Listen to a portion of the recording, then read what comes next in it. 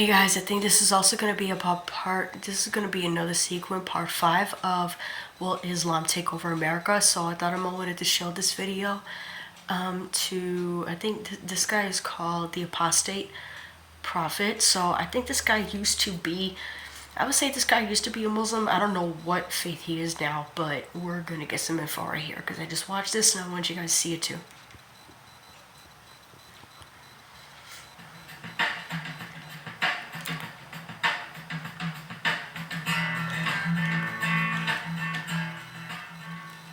Hi everyone, this is the Apostate Prophet and we will discuss something disgusting together. As many know already, there is always this pedophilia claim about Islam, that Muhammad was a pedophile. It's a bit disturbing in today's world to believe in a religion that was formed by a man who married a 6-year-old girl when he was at the age of 50. So people who still want to keep believing in this religion but also find that fact disturbing start to look for other excuses, for other explanations, for reinterpretations. I used to do so too when I was a believer. But I came to the conclusion that Aisha, Muhammad's child bride, was 6 when he married her, and she was 9 when he consummated the marriage. But that's the scholarly consensus. That's the Islamic belief. That's what the majority of Muslims believe in. Here's the story, according to the Sunnah. Aisha bint Abu Bakr, or Aisha, was the daughter of Abu Bakr, Muhammad's best friend and the first caliph after Muhammad. When she was at the age of 6, she was betrothed to a person called Jubair in Mutim. But the betrothal was cancelled when Muhammad intended to marry her. Abu Bakr, her father, was hesitant first because he saw Muhammad as his brother. Later he agreed to the marriage. So Muhammad married her when she was 6 and consummated the marriage when she was 9. That's when she moved in. Aisha, also known as the mother of the believers, is widely respected in the Sunni Islamic world. For political reasons that occurred in her later life after Muhammad's death, the Shiite Muslim world is not so fond of her, but we won't go into that yet. Let's focus on the actual issue here. Let's look at the excuses and the claims that apologists make. Afterwards, we will look at Islamic sources that tell us that Aisha was just a little child when old Muhammad married her. Excuses, deflections, and untrue claims. First, she was actually 18, because back then, people would start to count the age of children when they reached the age of 9. 2. The sources are unclear, and it is open to discussion. She was most probably 12. 3. It was normal back then to marry young girls. Why don't we focus on now? 4. People back then in the climate of Arabia aged much faster, so it was normal. 5. She wanted it, and her parents wanted it too. 6. The hadiths are unreliable and doubted by scholars. 7. Hadiths are just narrations that aren't all true. Only the Quran is holy. Now these are some excuses and arguments that I see and hear very often from Muslims and from other apologists.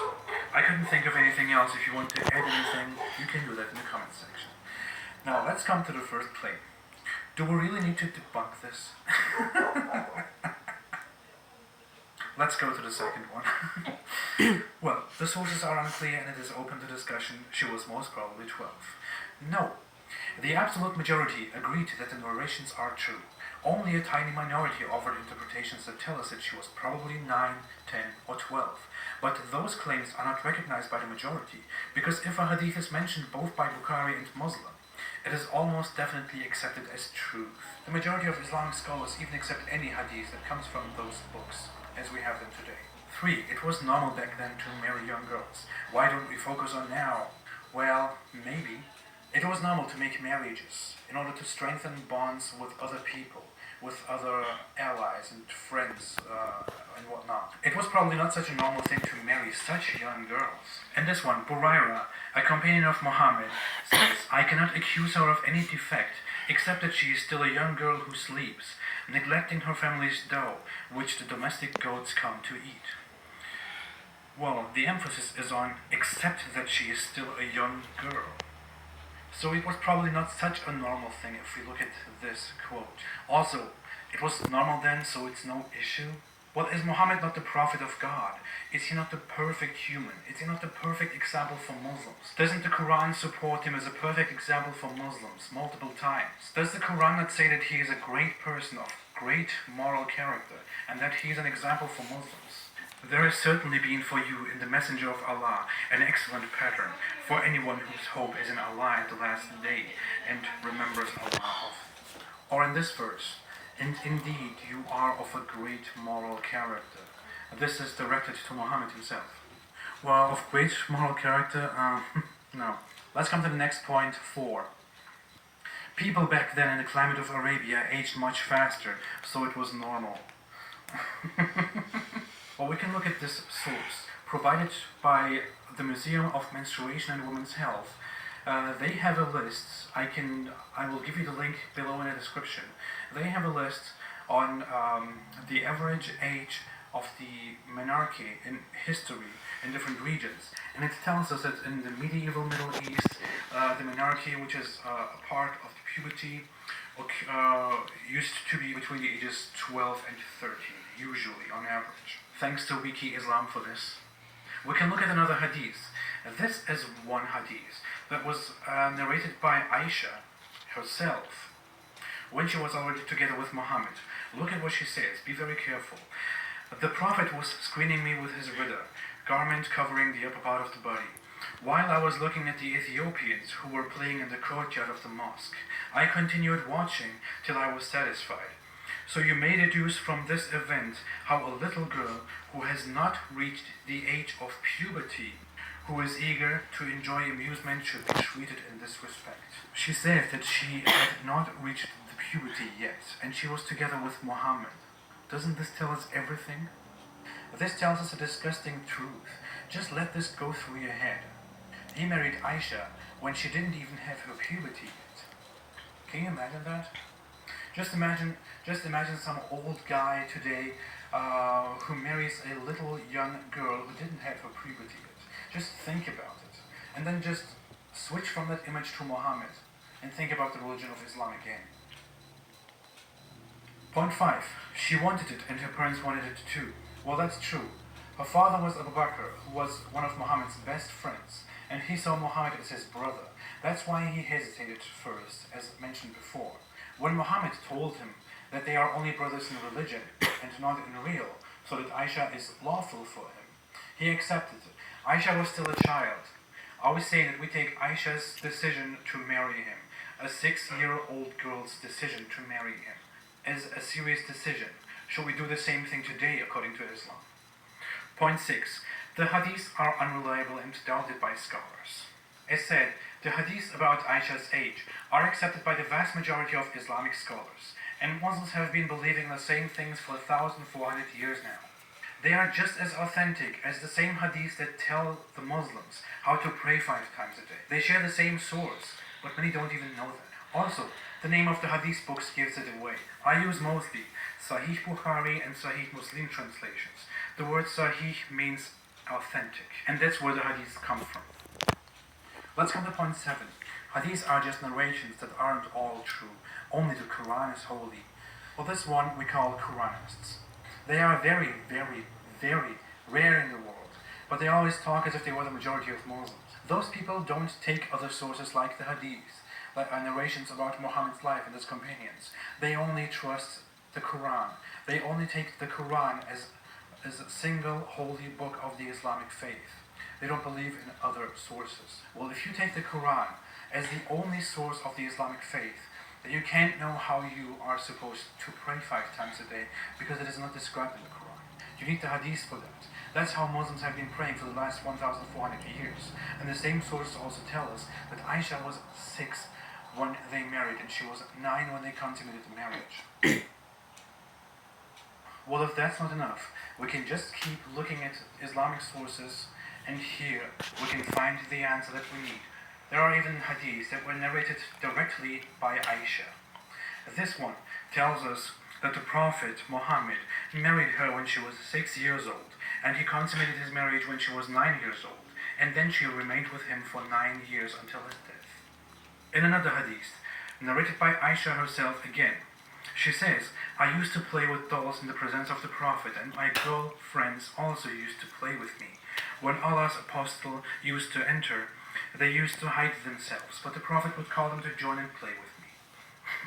A grown-up 18-year-old girl plays with dolls? I don't think so. Well, Muhammad was a bit sick, But apparently he covered this whole thing up as a divine mission. This is again narrated by Aisha. According to this hadith, Muhammad said the following words: "You were shown to me twice in my dream before I married you. I saw an angel carrying you in a silken piece of cloth. And I said to him, uncover her. And behold, it was you. I said to myself, if this is from Allah, then it must happen." A divine mission to marry a little girl. We even have another source here in which Muhammad gives another companion the advice to marry young girls the way he himself did. This hadith is narrated from the perspective of Jabir, a companion of Muhammad. He said, "Did you marry a virgin or a matron?" I replied, "A matron." He said, "Why didn't you marry a young girl so that you may play with her and she with you?" Well, it's very obvious to me. Again, the word sahih means authentic, and the vast majority of Sunni Muslim believers believe in these sources. So let's sum this up. Muhammad's wife, Aisha, used to play with dolls. Muhammad was interested in marrying little virgins that he could play with, and that would play with him. Aisha herself, in these sources, in these most authentic sources, says that she was 6 at the marriage and 9 at the consummation. And Aisha herself tells us a story about Muhammad letting her watch Ethiopians play in the yard, and the hadith clearly says that she wasn't in her puberty yet, when they were together. Well, there is not much left to defend about this. That's it. Muhammad married a 6-year-old girl and bedded her when she was 9. I shouldn't get in trouble for saying this. I'm only saying it. Muhammad did it. So if you want to call Muhammad the perfect human to ever walk the face of the earth, do so. If you want to follow him and see him as a perfect example, do so. But don't complain when others are disgusted by it and when others criticize it. People go crazy about statutory rape allegations, about depictions, about any talk and image of people having sex with underage girls, especially with little children. We are disgusted by such news today. We demand that people who do such things should be shunned, that they should be harshly punished, because it is disgusting. Well, the founder of the religion of peace did it, and people are defending it, they're protecting it, they're justifying that. Yeah, so-called peace. Thank you for watching. Sources are below in the description. You can follow me on Instagram and Twitter for updates. I'm very active on Instagram. If you want to support me on Patreon, you can do that. It's very easy. The link to my Patreon account is below in the description. It's totally enough if you just want to support me with $1 or $2 a month. That's nothing. And you can do me a great help so we can make this whole thing bigger together and spread awareness about Islam with your help. Thank you again for watching. We will see each other in another video. And stay away from Islam. You heard what that guy said. Stay away from Islam. So disgusting and pathetic, man. I don't care what nobody say. Go ahead and get mad at me. Go ahead and get mad at me. I really don't care. I'm so glad I don't have children. If I had a daughter or a little sister, you're not marrying my daughter. You're not marrying my little sister.